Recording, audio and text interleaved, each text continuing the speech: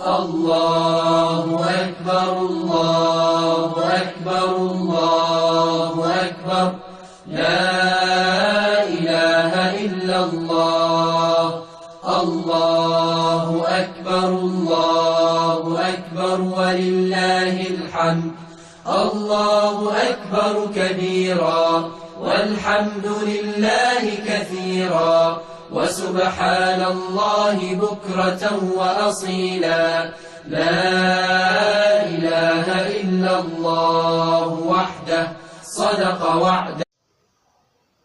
Assalamu alaikum, chers frères et sœurs, assalamu alaikum à tous les parents, assalamu alaikum à tous les connaissants. Que la paix de Dieu soit sur vous. Na'ouzbillahi minash shaitanir rajim, bismillahir rahmanir rahim. Nous demandons la protection auprès d'Allah contre Satan le banni. Au nom de Dieu le clément et le miséricordieux. Chers frères, chers amis, aujourd'hui, je suis là pour réfuter les mensonges de Moussa Koné. Alors, vous allez écouter ces dires et après ça, je vais essayer d'apporter de la lumière. Donc, ayez la patience, écoutez la cassette et vous suivez aussi mes commentaires après ça. C'est très important. Voilà. Et encore, sachez que la vidéo, c'est possible que ça soit morcelé ou une seule vidéo. Parce que je ne sais pas, parce que souvent nous avons des problèmes pour mettre sur les réseaux, on a été morcelé. Alors, mais avant d'aller à l'écoute de Moussa Koné d'abord, je vous dis, partagez la vidéo. J'ai dit, vous aimez la vidéo, vous écoutez un nombre, il y a beaucoup j'écris, beaucoup écoutent, mais vous ne partagez pas. C'est pas bon. Ne gardez pas jalousement la parole de Dieu entre vos mains. Vous avez écouté, donnez aussi la chance à d'autres aussi de pouvoir en bénéficier. Alors, allons-y écouter Moussa Koné. Tout d'abord, on nous parle d'abord de la falsification de la Bible. Donc j'aimerais que, si vous pouviez un peu expliquer cette chose. Et deuxième chose, surtout, les musulmans utilisent beaucoup le Jean pour expliquer que le Saint-Esprit, en fait, c'est Mohammed. Et que, justement, que Mohammed est cité, justement, dans la Bible. Enfin, je sais que j'ai beaucoup entendu que Deutéronome 18, en fait, quand on parle de Moïse, quand Dieu dit à Moïse, justement, j'enverrai un prophète comme moi. Certains disent qu'en fait, c'est pas Jésus qui l'a annoncé, mais c'était plutôt Mohammed. Donc, ces deux points, j'aimerais bien que donc la falsification et le Saint-Esprit, Mahomet, en fait, c'est ça. Alors, et là, on est parti, hein. Rapidement, s'il vous plaît. C'est des questions qui ressortent beaucoup, quoi. On est parti. Ouais, mais il faut le rallumer. Seulement. On est parti. Je veux dire que c'est légitime. Cette question est bienvenue. Voilà. On a ici une situation scripturaire. En fait, nous avons à obéir à l'ordre de notre Maître, notre Seigneur Jésus, qui dit d'apporter la bonne nouvelle à tout le monde entier, toutes les nations. Et Paul vient nous dire que l'évangile est une puissance pour le salut de quiconque croit. Donc, il ne sait pas accepter les musulmans. Maintenant, on a la Bible et le Coran comme livre. Le musulman dit que c'est le Coran qui est la parole de Dieu. La Bible dit que Jésus est la parole de Dieu. Le chrétien dit que la Bible est la parole de Dieu. Donc, à travers ça, qu'est-ce qui se passe? Nous, quand on annonce l'évangile, que le musulman accepte, c'est bon. Mais pour ne pas accepter le Seigneur, et pour aussi rassasier sa soif, parce que le Coran lui dit déjà quelque chose comme, tu dis Jésus est crucifié. En fait, c'est là que nous sommes sauvés. Que n'importe comment, on va arriver à là. Et lui, le Coran lui dit, Jésus n'est pas crucifié. La Bible dit que Jésus est crucifié. Ah! Donc, il y a un livre qui est vrai, il y a un qui est faux. Il faut absolument choisir. Donc, on a les deux maintenant. Actuellement, le christianisme et l'islam prennent la majorité spirituellement. Alors, le musulman, quand il dit Jésus n'est pas crucifié, nous on fait quoi? Quand c'est écrit dans le Coran. C'est la base de notre foi. 1 Corinthiens 15, Paul dit quoi? Il dit, si Christ n'est pas crucifié, notre foi est vaine. Mais c'est parce qu'il est crucifié. Alors tu finis tout le temps, tu finis d'annoncer l'évangile, il n'est pas crucifié. Et puis on te dit Mais ça, c'est écrit où? Il n'est pas crucifié. C'est dans le Coran, ce n'est pas le musulman qui l'invente. Et c'est 4e sourate, 156 à 158, il n'est pas crucifié. Et maintenant, quand tu arrives dans le Coran, où tu vois dans la sourate 61 au verset 6, et là, tu vois, le Coran dit, il montre Jésus dans la 61e sourate, verset 6, il dit, il y a un prophète qui vient après moi, qu'il faut suivre, il s'appelle Ahmed. Tu vois? Et c'est dans le Coran. Dans le Coran fait que Jésus annonce, dans la 61e sourate, verset 6, l'arrivée de Ahmed. Bon, quand le musulman te dit, il y a Ahmed dans le Coran, Jésus a annoncé Ahmed, tu vas dire quoi? Ah, il raconte des histoires. Mais c'est parce que c'est écrit que lui dit. Maintenant, qu'est-ce que tu fais? Et toi, quand tu regardes la Bible, il n'y a pas de Ahmed dedans. Ça n'y est pas. Alors, le problème, c'est voir laquelle des Écritures est authentique. C'est par là que nous devons statuer notre sujet. Donc, d'abord, que le chrétien connaisse sa Bible. Il faut lire la Bible, il faut la méditer, il faut même la mémoriser, il faut connaître la Bible. Parce que lui, après, il va prendre la Bible, il va te dire c'est comme ci, c'est comme ça. Amen. Bon, le débat, il est là. L'histoire, c'est là. Donc, on a... Ici, j'ai dû ouvrir mon ordinateur parce que j'ai plein de cours là-dessus. Moi, j'ai dit... que Ahmed n'est pas dans le Nouveau Testament, il n'est pas dans l'Ancien Testament. Le musulman, il te le dit parce que le problème vient du Coran. La faute, c'est le Coran. La pierre d'achoppement, c'est le Coran. Ce n'est pas le musulman. Donc, il est la première victime de ce livre. Alors, nous, par amour, on va lui dire, mais avec fermeté et courage, l'amour n'exclut pas la vérité. La vérité, l'amour sans la vérité est une séduction. Parce qu'on l'aime, on va lui dire la vérité. Et de manière scripturaire, parce que nous connaissons notre Bible. Amen. Le musulman, il mémorise. Mais le chrétien, il médite plus. Et là, aujourd'hui, je vais en profiter de cette antenne pour dire cette chose. Voici, bon... Et dans la 61e sourate, ce que je viens de dire, le Coran dit, au verset 6, il dit, Ahmed arrive. Ce qui est écrit dedans, voilà. Est-ce que vous avez une caméra qui peut voir ici? On peut faire un zoom sur ce PowerPoint là. Voilà, donc il dit, et quand Jésus, le fils de Marie, dit, ô Israël, je suis vraiment le messager d'Allah envoyé à vous, confirmateur de ce qui est dans la Torah et antérieur à moi et annonciateur d'un messager à venir après moi, dont le nom sera Ahmed. Il dit Ahmed, tu vois, il dit Ahmed. Or, le mot Ahmed, ici, c'est un titre. C'est pas Mohammed, hein? Il dit Ahmed. Ahmed, c'est un titre. Et le titre là, ça veut dire louangeur. Et Ahmed, dans le grec, ça donne Périclitos. Périclitos. Périclitos. Ahmed donne dans le grec Périclitos. Ah, vous voyez là-bas. Ahmed donne dans le grec Périclitos, comme si. Tu vois? Et Mohammed, c'est son nom terrestre. C'est un nom sur terre. Et Ahmed, c'est le nom de son ministère céleste au ciel. Et ça veut dire louangeur, celui qui loue Dieu, qui donne dans le grec Périclitos. Alors, qu'est-ce qu'il fait? Qu'est-ce que ça, c'est certains musulmans théologiens qui connaissent le grec ont découvert ça.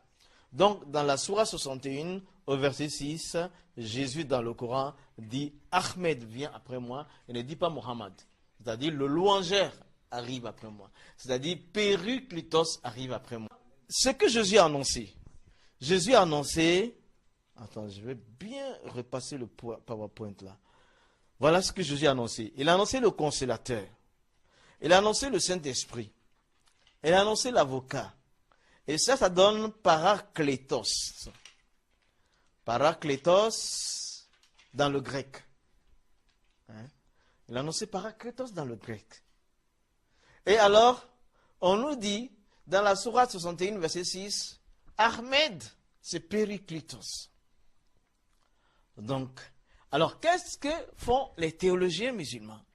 Ils disent alors que, tout simplement, là où il y avait Périclitos, louangeur, on a changé par Parakletos, consolateur, Saint-Esprit ou avocat. L'avocat, c'est 1 Jean chapitre 2, où Jean dit, petits enfants, ne péchez point, mais si vous péchez, vous avez un avocat auprès du Père, Jésus-Christ le juste, qui s'est livré en victime expiatoire pour nous.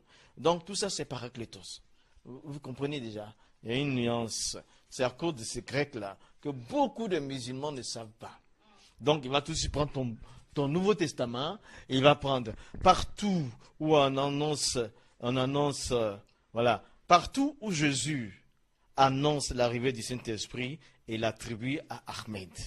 Et donc, voici les versets qui ont mis les musulmans, les théologiens musulmans, dans l'erreur.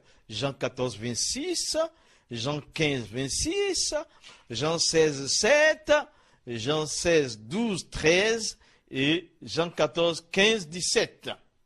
Tu vois, quand ces versets sont arrivés, ils sont là, quand ils viennent ici, Jésus parle de consolateur, il parle de consolateur, il parle de consolateur, il parle du Saint-Esprit, alors ils disent que c'est Ahmed. Ahmed, Ahmed. Ils disent donc, c'est louangeur. C'est louangeur. Mais ce n'est pas là la vérité. Le système de l'ennemi, c'est quoi? Il est accusateur automatiquement. Mais moi, je dis que le musulman, le problème n'est pas sa sincérité. Mais le problème, c'est les preuves qu'il faut fournir. Hein? Si on dit que c'est Ahmed qu'on annonce ici, et si on découvre que ce n'est pas Ahmed, tu vois, les musulmans, les théologiens musulmans déclarent que dans le Nouveau Testament, Jésus annonçait Périclitos et que les chrétiens l'ont changé par Parakletos.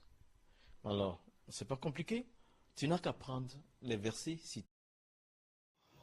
Alors, chers frères, chers amis et chers parents, vous avez écouté Moussa Kone. Nous allons essayer maintenant de réfuter ces dires. Il dit, premièrement, que le Coran dit que Jésus n'est pas crucifié. La Bible dit que le contraire. Donc, et il ajoute que si Jésus n'est pas crucifié, que leur foi est vaine. Alors, sachez que leur foi est vaine, parce que si le Coran dit que Jésus-Christ n'est pas crucifié, c'est que c'est vrai. Ce n'est pas seulement le Coran. Même leur livre me le dit. Alors, il dit aussi que quand on prend la Bible, que le nom Ahmad n'est pas dans la Bible. On verra si le nom du vrai Jésus même est dans la Bible. Alors, nous allons continuer, par exemple, à voir peut-être les premières parties. Il dit que la pierre d'achoppement des musulmans, je ne sais pas si des musulmans ou des chrétiens, que c'est le Coran. Pourtant, nous allons dire que la pierre d'achoppement des chrétiens, c'est l'ignorance des chrétiens. On le verra. Il dit que les musulmans mémorisent le Coran, mais les chrétiens méditent. On va lui montrer que les chrétiens croient au mystère et à l'esprit, et non à la raison et au discernement. Il dit que le rêve des musulmans, c'est Périclitos. Parce que les musulmans pensent que Périclitos, c'est Ahmad, c'est Mohammed. Là, on va lui montrer que les chrétiens sont ignorants aussi. Donc, on va voir tout ça. Alors, il dit que le Coran dit que Jésus n'est pas crucifié. Et la Bible dit que Jésus est crucifié. C'est la Bible falsifiée qui dit que Jésus-Christ est crucifié. Sinon, les vrais évangiles originaux, qu'on appelle évangiles cachés, apocryphes, affirment que Jésus n'a jamais été crucifié. Tel que l'évangile apocryphe de Pierre, de Barnabé, même de Thomas. On en déduit par là que la foi des chrétiens est vaine. Ces livres cachés qu'on appelle apocryphes, les chrétiens ne vont jamais dévoiler ça au jour. Parce que si ça se dévoile, le christianisme est fini. Alors, quand il dit encore, il pose la question encore à ses confrères ou à ses coreligionnaires, il dit quoi? Quand tu regardes la Bible, il n'y a pas de Ahmad dedans. Voilà ce qu'il dit. Quand on regarde la Bible, il n'y a pas de Ahmed dedans. Mais ça, c'est pas un problème. Je renvoie la question à Moussa. Moussa connaît lui-même. Quand on regarde la Bible, est-ce qu'il y a Issa dedans? Le vrai nom de Jésus, Issa, est-ce qu'il y en a dans la Bible? Est-ce qu'il y a Allah dans la Bible? Est-ce qu'il y a Hawa dans la Bible? On verra tout ça. C'est pourquoi on ne peut pas voir Mohammed ni Ahmed dans la Bible. Pourtant, tous ces noms, Isa, Allah, Hawa, Mohammed, Ahmed, tous se trouvent dans la Bible, surtout originale, que vous n'avez pas aujourd'hui. Parce que Jésus a parlé en araméen et non en grec et en français. Voilà. Alors, donc ces noms sont dans la Bible, mais ils sont écrits d'une autre manière, dont le nom Muhammad sallallahu alayhi wa sallam est parmi eux, ce qui est écrit d'une autre manière. Moussa connaît, je vais te montrer que les chrétiens, non seulement, ils ne mémorisent pas leurs livres, mais aussi, ils ne méditent pas non plus. Commençons par le mot parakletos, qui est à l'origine périklitos, dont le même mot, c'est le même mot, c'est la même racine, il n'y a pas de changement dans la même racine, non. C'est le même mot qu'un chrétien ne peut pas comprendre, parce que les chrétiens bannissent la raison et croient aveuglément sans méditer. Sinon, où est la différence entre périklitos et parakletos? Cherchons la différence et nous verrons que ça ne change rien. On sait que c'est le E et le I et le A dont péri devient para. On a remplacé par les péri, les EI, les E et les I et par les deux A. Donc péri devient para. Dans la transcription des mots, ce genre de situation ne finit pas. Mais ça ne change rien. Par exemple, nous allons prendre un exemple d'abord chez les musulmans. Quand on prend par exemple le nom Muhammad, sallallahu alayhi wa sallam, les gens écrivent, c'est-à-dire qu'ils transcrivent par quoi? Par Mohammed. Donc ici, on a remplacé le OU et le A par le O et le E. Mais on vise le même sens. Donc Muhammad devient Mohammed. Donc, on ne peut pas dire aujourd'hui que Muhammad et Mohammed, ce n'est pas la même chose. Donc on dira que non, la vraie orthographe c'est Muhammad qui devient Mohammed. Donc de la même manière, périklitos est devenu parakletos, c'est la même chose, il n'y a pas de différence. Alors, si nous prenons un autre exemple, par exemple, si on prend par exemple le mot salimi, qui est égal à salama. Salimi, salimi et salama, salima, salam, salamu, salamata, salam, salomon, salom, salimoun, salimoun, islam, muslim. Il y en a beaucoup, etc. même. Tous ces mots ont même racine. Tous signifient paix. Quelle que soit la manière que tu as dit, il y a la paix dedans. Voilà. Paisible, paisiblement, la paix, voilà, qu'il appelle. Donc, exemple, on va prendre un exemple. Par exemple, Dieu dit par exemple dans le Coran, quelque part, je ne sais pas si je vais avoir ça rapidement. Dieu dit par exemple au prophète, pendant que les ennemis sont en train d'attaquer l'islam, le prophète sallallahu alayhi wa sallam aussi luttait pour se défendre en faisant la guerre. Pour se défendre, Dieu lui a donné cette autorisation de se défendre. Où Dieu dit, au Zinali, la Zina, joli mot. Voilà, donc, l'autorisation est donnée à ceux qui sont lésés, donc de se défendre. Alors là, mais Dieu dit au prophète, c'est où ça, c'est dans la, je crois que c'est dans la sourate 8, bien sûr, sourate 8, verset 61, où Dieu dit, Dieu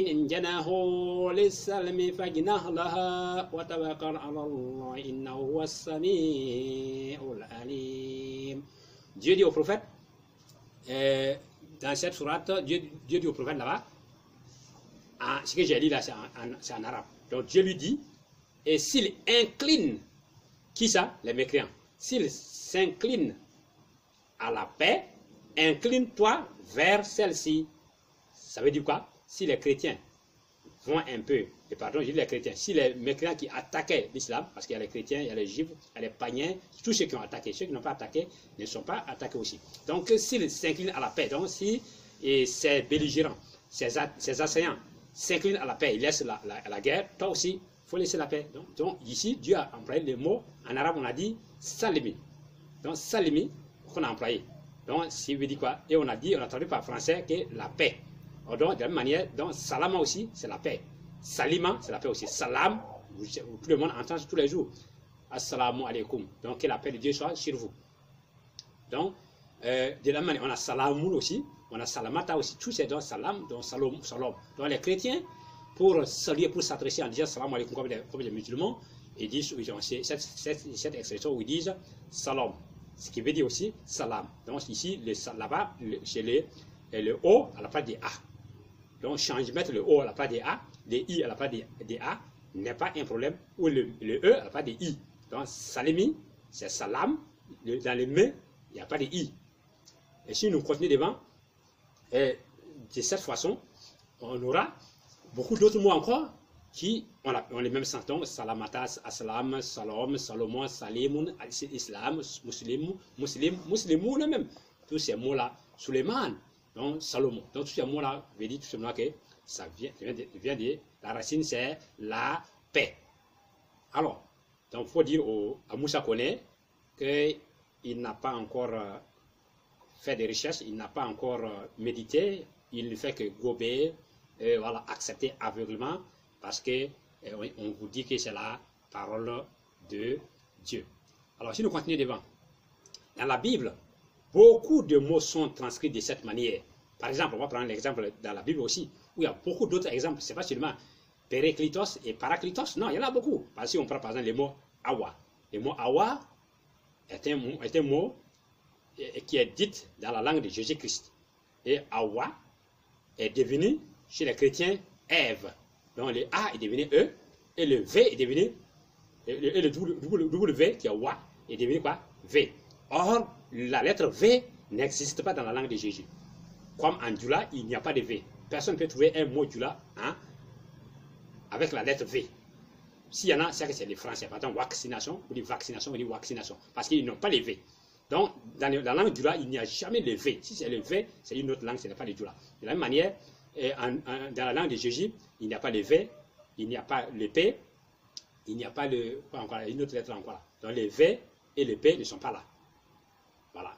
Donc, si nous quittons là-bas, je crois aussi le O, le O n'est pas là. Voilà. Le O n'existe pas. C'est les E, les A, les I, le OU. Le E là, mais c'est les A là qui c'est. Parce que le seul A devient E, le seul A devient OU, le seul A devient I.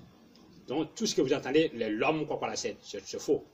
Donc, si nous continuons devant, mais pourquoi ceci est arrivé? C'est des transcriptions. Entre transcriptions, on arrive dans d'autres langues là, il n'y a pas la lettre W qui est chez eux, donc c'était la lettre V qui est chez eux. Donc, pour trouver le W, il faut après ça qu'ils ont doublé le V pour devenir W. Donc c'est ce qui veut dire que des transcriptions en transcription, les gens changent la façon de transcrire les mots. Alors, si on continue devant, on verra aussi que il y a Moussa. Moussa qui est devenu quoi? Moïse. Vous voyez? Donc Moussa est devenu Moïse. Jacob est devenu Jacob. Donc si tous ces mots sont devenus temps, pourquoi? Je veux dire que Parakletos et Périkletos sont différents. Il n'y a même pas de différence. Et si on continue encore, on prend Ismaël est devenu quoi? Ismaël, qui veut dire Dieu entend. Donc Ismaël, les il vient de Dieu, mais les hel, c'est une fabrication. Parce que les mots il viennent, quand on dit Ismaël, Israël, voilà, il y en a beaucoup, Emmanuel, tout ça là, Dieu, il. Comme Jésus va nous confirmer ça, quand ceux qui ont menti que Jésus mourait sur la croix, qu'il a dit que Élie, pourquoi m'as-tu abandonné? Élie, pas Élie, c'est il, donc la racine c'est Allah. Dans les i peut devenir A, et les le deviennent là. Et on va voir ça à la suite même. Donc on a aussi Isaac est devenu Isaac. Vous voyez? Donc Isaac, écoutez bien, pourquoi un mot Isaac devient Isaac? Donc les E, c'est en français on a lu, les S, le S c'est le S après les E, c'est les E. Donc il dit Isaac. Sinon, il n'y a pas de, c'est Isaac. Donc on a enlevé, si vous regardez bien, Isaac et Isaac, essayez de transcrire, vous écrivez les I, les S, les H, les A et les Q. Vous écrivez en arabe, en français maintenant, Isaac, les I, les N, les S, A et puis les K. Si vous effacez les H, vous avez Isaac. Donc ils ont enlevé les H, Isaac et devient Isaac. Voilà. Donc pourquoi dire que le Parakletos ne peut pas devenir, Périkletos ne peut pas devenir Parakletos parce que tu n'as pas encore fait des recherches. Suleiman est devenu quoi? Salomon. Daoud est devenu David. Et donc, comme je vous ai dit, le V n'existe pas en arabe, ni en aramien. Dans la langue de Jésus, c'est le W, c'est Daoud. Alors, Mariam, devenu Myriam, et enfin Marie. Vous voyez, quel changement. Youssouf est devenu Yosef, et après Joseph. Donc, vous regardez bien les changements qui s'opèrent. Et alors, comment quelqu'un peut dire que quelqu'un veut trouver le nom authentique d'un prophète authentique? Non, ce n'est pas falsifié dans un document dont tous les noms sont falsifiés. Ce n'est pas possible. Alors, Jésus a bien prononcé le nom de le prophète Mohammed. Il a prononcé son nom, Yeshua, il a dit Isa, il a prononcé Moïse, Moussa, il a prononcé Muhammad. Donc, ceux qui ont écrit Moïse, Jésus, comment on appelle ça encore là? Voilà, tous les faux noms, on ne peut pas trouver les vrais noms de Muhammad dans la Bible. Nous continuons. Alors, Céphas, devenu Pierre, et de Pierre à Peter. Et vous voyez, quelle acrobatie. Et Barnabas, devenu Barnabé, ou Barnabé devenu Barnabas, non, l'un n'était pas là, l'autre était là. Mais comment peut-on comprendre? Peut-être, il s'est dit, c'est des erreurs qu'ils ne savent même pas. Mais souvent, il y en a qui lisent les A, E. En anglais, on peut prendre certains E, on les lit A. Et c'est ce qui fait que certaines personnes se trompent dans les prononciations des mots. Parce qu'il y a des mots qu'on peut écrire, souvent les A, les I en anglais, c'est dit I. Les A, c'est dit E. Donc, ce qui veut dire que tout ça, c'est des coloris. Alors, Isa est devenu Yeshua, et de Yeshua, on dit Jésus. Donc, les lettres, je reprends, les lettres Y nous avons aujourd'hui, les lettres J qu'on a aujourd'hui dans la Bible, les lettres V qu'on a dans la Bible, les lettres P qu'on a dans la Bible, Jésus ne les connaît pas. Tout nom commençant par le J aujourd'hui, tout nom commençant par Y aujourd'hui, tout nom commençant par P, tout nom commençant par V est un faux nom de la Bible. Jésus ne connaît pas. C'est non. Alors si nous continuons, Allah est devenu quoi? Eloha. Et Eloha est devenu Dieu. Donc on a transcrit Allah, on dit Eloha, on dit Eloha, on dit quoi? On dit Dieu. Voilà. Donc le nom Allah était dans les Bibles originaux où on dit Allah, Eloha. Donc, et si on regarde encore, les chrétiens vont dire que Dieu s'appelle Jésus, que Dieu s'appelle Elohim, Dieu s'appelle Jéhovah. Tout ça c'est des erreurs. Donc Elohim, Allahumma, on dit Elohim. Donc c'est un mot composé, c'est un nom composé. Donc c'est mon Dieu. Le mot mon Dieu est devenu un seul nom chez Dieu, il dit que Elohim. Parce que en arabe, quand on écrit un groupe nominal, c'est un seul mot. Mon Dieu. Rabbi, Allahumma, Ilahi, ou bien on peut dire aussi, mon bik, Kalmi. Donc le mot est collé. Parce que les traducteurs, s'ils ne maîtrisent pas bien, s'il prend, il transcrit, il va penser que mon Dieu là, c'est un nom. Sinon, Dieu ne s'appelle pas Elohim, mais Dieu s'appelle Allah, Eloha, que j'ai transcrit avant, est devenu Dieu aujourd'hui chez les francophones. Alors, si nous continuons, alors, je vais poser la question à Moussa Kone. Pourquoi, toi Moussa Kone, pourquoi es-tu étonné de voir Périclitos devenir Paraclitos, qui sont deux mots de la même famille? Tu cherches quoi? Donc, par là même, il a montré, il a prouvé qu'effectivement, le mot Ahmed se trouve dans la Bible, mais écrit d'une autre manière. Sinon, il n'a rien contredit. Mais celui qui ne comprend pas pense qu'il a contredit. Non, il n'a rien contredit. Bon. Même les noms, Ahmad, Mahmoud, Muhammad, sont de la même racine. Ahmad, écoutez bien, Ahmad, Mahmoud, Muhammad sont de la même racine. Mais les gens les écrivent. Ahmad, les gens écrivent Hamadé. J'enlève les A, il dit Hamadé. Et on change un peu, on dit Hamadé. Mahmoud, les gens écrivent Mamadou. Voilà. Muhammad, les gens écrivent Mohamed. Donc ce qui veut dire que les transcripteurs, si on transcrit, on dénature un peu, soit les A, soit les OU, soit les O. C'est ce qu'on a fait avec ce qu'on a fait avec Paraclitos et Périclitos. Donc dire que Paraclitos et Périclitos n'ont pas les mêmes sens, et que Muhammad, Ahmad, peut être l'un et n'est pas l'autre, c'est dire que on peut séparer. Quand on dit par exemple quoi on appelle ça, voilà, les denrées alimentaires sont rares, les denrées des aliments sont rares. Si les denrées alimentaires sont rares, les denrées des aliments sont rares, c'est la même chose. On dit des aliments ici, on dit alimentaire ici. Donc les dérivés d'un mot, c'est la même chose. Seulement c'est la façon de parler. Et en arabe, ça existe en arabe. Par exemple, je prends l'exemple de mon nom, Oumar. Le mot Omar, c'est un nom. Mais on peut dire en arabe, on dira Omarou, on dira Omaran, on dira Omarine, on dira Amron, on dira Omron, on dira Omar, Omar aussi. Donc, tout ça, c'est en fonction, c'est dans le contexte qu'on va employer. Au passé, au présent, au futur, dans l'immédiat, il y a tout ça là. On pourra dire par exemple que Omarou, Omarun, Omarou, Keshoulun. Omarou est paresseux. Mais on pourra dire Khena, Omaran, Keshoulan. Omarou était un paresseux. En ce moment, on a dit Khena, Omaran. Donc, Omarou était. Donc, en ce moment, comme on dit par exemple, Khena, Ismaïlan, Télémézan, Keshoulan. Ismaïl, Télémézon, Keshoul. Donc, Ismaïl est un musulman, est un élève paresseux. Ismaïl était. Donc, il était Omaran, Ismaïlan. Mais Omar, Ismaïl. Donc, c'est comme ça. Donc, les dérivés par les voyelles, puisqu'en arabe, en aramien, comme dans d'autres langues, il y a d'autres langues comme ça, changer les voyelles ne change pas la racine du mot.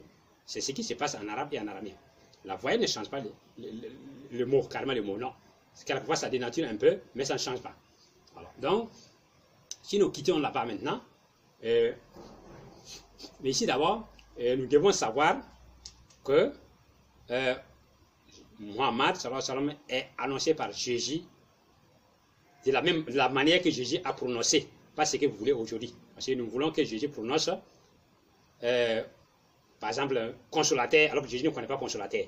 Il ne connaît pas Paraclitos, il ne connaît pas Périclitos, il connaît Muhammad, sallallahu alayhi wa sallam, donc réparté dans l'Antiquité, cherchez le dit de Jésus-Christ lui-même, vous saurez que le nom de Muhammad était annoncé par Jésus-Christ, qui ne peut pas être transcrit textuellement dans cette Bible qu'on a aujourd'hui, qui est falsifiée. Alors, il dit encore, il dit aussi que le consolateur est le Saint-Esprit, alors que le passage dit qu'un autre consolateur. Donc, le consolateur ne peut pas être le Saint-Esprit. Non. Le consolateur est un esprit de vérité. Et c'est un Saint-Esprit, c'est différent. Parce qu'il y a une confusion aussi que les chrétiens font. Le Saint-Esprit est le surnom de l'ange Gabriel. Mais l'Esprit Saint et l'Esprit de vérité, c'est tous les anges en général. Les esprits saints sont des anges, les anges sont des esprits saints. Les esprits de vérité sont des anges. L'esprit de vérité est un être humain aussi. Le prophète véridique est un esprit de vérité. L'ange est un esprit de vérité. Et c'est un surnom du prophète Mohammed quand on dit Al-Amin, l'homme de vérité. Donc Al-Amin, il s'appelait comme ça aussi. Alors, si nous regardons, dans ces conditions, nous devons savoir qu'il y a beaucoup de... Jésus a dit que je vous enverrai un autre consolateur. Donc, le mot esprit de vérité, ici, dans les évangiles originaux, le mot esprit de vérité ne fait pas partie de la phrase lui-même, de la phrase elle-même. Non. On l'a mis entre parenthèses. Donc, on a dit par exemple, je vous enverrai un autre consolateur. Et quand on a dit quand on parle de l'esprit de vérité, c'est pour expliquer le mot consolateur, qui signifie que le consolateur est un esprit de vérité, qui veut dire un prophète véridique. Donc le consolateur, l'esprit de vérité. Donc celui qui dit la vérité. Parce qu'il y a plusieurs esprits. Il y a les faux esprits, qui sont les trompeurs, les prophètes trompeurs, les génies trompeurs. Et les anges sont des esprits saints. Et un prophète qui dit la vérité, avec la permission d'un ange qui est venu lui communiquer la parole de Dieu, est un esprit de vérité. Et cette vérité est confirmée par Jean, dans 1 Jean, où on peut lire. Dans 1 Jean, on peut lire par exemple, Jésus dit là-bas, Jean dit là-bas, oui, bien-aimé, n'ajoutez pas foi à tout esprit, mais éprouvez les esprits pour savoir s'ils sont de Dieu. Alors, c'est quel esprit? Si vous dites que l'esprit, c'est Saint-Esprit, on dit les esprits ici. Il y a comme des Saint-Esprits. Donc, éprouver les esprits. Alors, on éprouve quel esprit? L'homme peut venir éprouver les anges? Non, l'homme ne peut pas éprouver les anges parce que les anges sont des anges. Ils sont saints, ils descendent saints. Pour faire quoi? Pour donner la parole de Dieu à un être humain ou bien de faire une mission. Parce que, d'après l'évangile où on dit, les anges sont des secrétaires de Dieu que Dieu les envoie en mission. Donc, les anges sont des esprits qui sont à la charge de Dieu. Alors, tous les anges sont des esprits saints. Mais si Jean met les gens en garde contre des esprits qui sont des faux esprits qui ne disent pas la vérité, c'est quel type d'esprit? Bien aimé, n'ajoutez pas foi à tout esprit. Les protestants, les catholiques, les chrétiens en général n'expliquent pas ces passages. Parce qu'ils expliquent, parce qu'il y a dans le livre de Jérusalem, les catholiques, il y a un commentateur qui a montré clairement que le mot esprit ici est un prophète, est un prédicateur. Peut-être un prophète, un prédicateur, un messager, tous ceux qui essaient de mentir. Aujourd'hui, beaucoup de prophètes dans le christianisme, c'est des esprits comme ça. C'est pourquoi Jean mettait les gens en garde contre de telles personnes qui étaient là même, pendant la vie même des apôtres. Il dit, n'ajoutez pas foi à tout esprit, mais éprouvez les esprits pour savoir s'ils sont de Dieu. Car, il continue, car, je ne trouve pas les versets, j'arrive, car plusieurs faux prophètes sont venus dans le monde. Vous voyez, plusieurs faux prophètes sont venus dans le monde, pour dire que plusieurs esprits qui prêchent le faux sont venus dans le monde. Donc, plusieurs faux prophètes sont venus dans le monde. Alors, éprouvez les esprits. Depuis Jean, il y avait des faux prophètes dans le christianisme. Il y avait des faux esprits, des gens qui mentaient, que Dieu a dit, alors que Dieu n'a pas dit. Parce qu'ils vont dire que non, l'Esprit de Dieu m'a révélé, l'Esprit a dit de faire comme ça. Non, il dit qu'il faut les éprouver. Donc ici, les faux prophètes sont des faux esprits ici. Donc les vrais esprits sont des vrais prophètes. Donc c'est pourquoi Jean d'abord dans sa lettre là, il a dit là-bas que l'esprit de vérité, le consolateur, l'esprit de vérité. Et il confirme ici en disant que pour savoir l'esprit de vérité là, il faut éprouver les esprits. Donc pour savoir les vrais prophètes là, il faut éprouver les prophètes là. Ce qu'il dit, est-ce que c'est en conformité avec la parole de Dieu? Ce qu'il fait, est-ce que c'est en conformité avec ce que Dieu veut? Alors, aujourd'hui, regardez bien, est-ce que ce que les chrétiens disent, c'est ce que Jésus dit? Voilà, tout de suite dans les débats, dans l'émission, Moussa Kone a dit que Jésus a dit que lui, il est Dieu. Vous l'avez entendu. Est-ce que Jésus a dit, ou dans la Bible, que lui, Jésus est Dieu? Voilà les faux prophètes. Jésus dit, le Père est plus grand que moi. Vous dites que c'est lui, le Père. Mais, vous voyez, il dit, je ne suis pas venu de moi-même. Vous dites que c'est Dieu lui-même qui est venu. lui-même est venu sur la terre. Donc, voilà ce que ça veut dire. C'est ça les faux prophètes. Hein? Il dit, je ne suis pas venu, je n'ai été envoyé qu'au brebis perdu de la maison d'Israël. Vous dites qu'il est venu pour toute l'humanité entière. Voilà, il est venu à l'humanité toute entière. Et voilà. Mais c'est quoi? C'est la force ou c'est quoi? D'ailleurs, quand Jésus dit, les 12 tribus, que les 12 apôtres vont juger les 12 tribus de la maison d'Israël. Alors, que dites-vous? Ils ne vont jamais juger les autres nations, les autres tribus. Alors, nous continuons. Et on était où encore?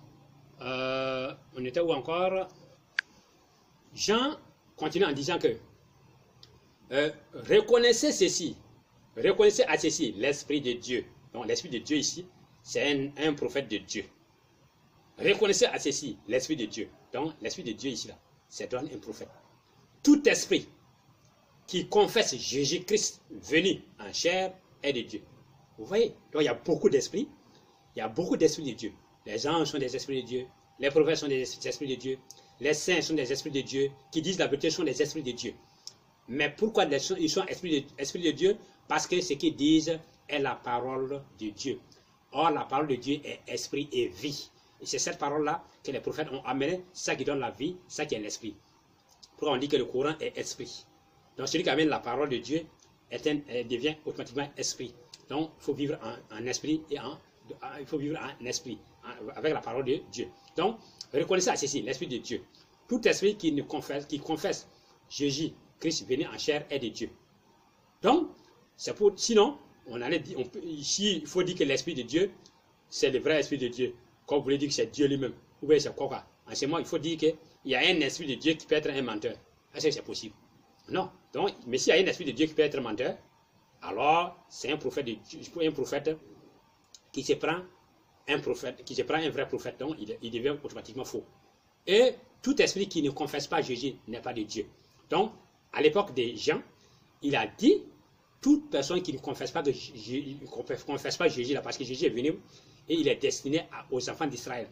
Et toute personne qui renie cette vérité, comme les Juifs reniaient que Jésus n'est pas le Christ là, c'est lui-là qui n'est pas vrai. C'est pourquoi il dit que et tout esprit qui ne confesse pas que Jésus n'est pas de Dieu, c'est celui de l'Antichrist. Donc, vous avez entendu, donc vous avez appris la venue. Ce qui est maintenant est déjà dans le monde. Donc, depuis Jean, il y a l'Antichrist dans le monde. Et non, ce ne sont pas les musulmans. Vous voyez? Alors, vous voyez tout ce que je viens de dire tout de suite là. Vous constatez déjà que quand Jésus parle de consolateur de l'esprit de vérité, c'est un être humain qui porte la parole de Dieu. Alors s'il dit des choses qui se conforment à ce que Dieu veut, il est véridique et il est l'esprit de vérité. S'il dit le contraire, il n'est pas véridique, il n'est pas esprit de Dieu, il est esprit malin. Parce que l'esprit de Dieu, comme je reprends encore, les anges sont des esprits de Dieu. L'ange Gabriel est surnommé l'Esprit Saint, pardon, les Saint-Esprits. Les prophètes sont des esprits saints aussi. Et maintenant, même tous les saints sont des esprits saints. Et maintenant, les djinns qui ont désobéi à Dieu sont des esprits malins. Et Satan aussi est un mauvais esprit, est un esprit malin. Donc, arrêtez de penser qu'il y a un seul esprit qui est le Saint-Esprit. C'est faux. C'est une mauvaise compréhension. On dit par exemple que c'est un homme qui a l'esprit faible. Voilà, celui qui a un esprit faible, celui qui est faible d'esprit, voilà, ça peut se dire comme ça. Donc, nous avons vu ici que Moussa Kone ne fait que mentir, il dit des balivernes. Voilà, il accuse à tort et à travers, parce qu'il parle seul, pas quelqu'un pour le contredire là-bas. Et il fait sortir les passages, il dit que regardez ces passages, si on lit les passages, que le consolateur qui est Muhammad, que si le consolateur Muhammad, le Saint-Esprit, c'est faux. On n'a pas dit dans les versets. Ce sont des mauvaises traductions. On a dit dans les vraies traductions que le consolateur, l'esprit de vérité et non un Saint-Esprit. C'est l'esprit de vérité. Donc, pour dire un prophète de vérité. Alors, un homme de vérité, quelqu'un de vérité, et dont sa parole est vraie. Et sinon, comment dire que le Saint-Esprit est Dieu, Jésus est Dieu, Dieu est Dieu, et Dieu envoie Dieu, et Dieu envoie Dieu. C'est le Dieu qui s'envoie. Et malgré tout, ça ne va pas sur la terre. Quand le Saint-Esprit est venu, qu'est-ce qu'il a fait? Les chrétiens d'abord se sont réunis. Qu'est-ce qu'il a fait qu'il y ait la paix sur la terre? Vous dites que l'Esprit Saint, là, c'est un Dieu. Ce n'est pas ça. La parole de Dieu est esprit et vie. Si vous écartez la parole de Dieu, votre esprit est parti. Il n'y a pas un esprit quelconque, un diable quelque part qui va venir vous guider, ou bien un ange qui est capable de venir guider les gens par force, les mettre sur le droit chemin. C'est faux. Dieu est capable, il est omniscient, il est omnipotent. Il peut rester dans son coin, canaliser le monde entier pour qu'il soit des vertueux. Mais Dieu n'a pas voulu comme ça. Dieu a voulu que les hommes viennent, qui sont des prophètes, nous exhorter. Si nous écoutons leurs paroles et que nous gardons leurs paroles, on a l'Esprit de Dieu, et en respectant ces principes-là, on va avoir les paradis. Voilà. Sinon, dire qu'il y a quelconque esprit ailleurs qui va venir, voilà, diriger les gens comme si c'était, je ne sais pas, ça ne sert pas. Donc, chers frères, je pense que vous m'avez compris. Je pense que, comme la vidéo est un peu longue, mais on va arrêter comme ça. Et dans les jours à venir encore, on essaiera encore de toujours, mais ce n'est pas exhaustif, mais ce qui est là, vous pouvez toujours, si par rapport à la vidéo, s'il y a un passage que vous n'avez pas compris, que ce soit chez Moussa Kone, que ce soit chez moi, les explications, vous pouvez toujours, même en bas du commentaire là, poser la question. Vous pouvez aussi donner des suggestions. En ce moment-là, on se comprend, parce que nous aussi on les fait. Souvent on dit dans la parole, mais souvent on dit certaines choses. Après on voit que bon, c'est un peu chose, mais on se rend compte que si on détruit tout encore, on a la peine de reprendre encore. Mais vous pouvez encore nous donner, essayer de nous signaler ce qui va, ce qui ne va pas, pour qu'on puisse encore revenir là-dessus. Ou est-ce que vous n'avez pas compris? Posez la question, on va essayer de répondre encore. Alors, n'oubliez pas de partager. Je disais dès le départ, ne soyez pas égoïste, partagez le maximum pour que beaucoup de personnes reçoivent.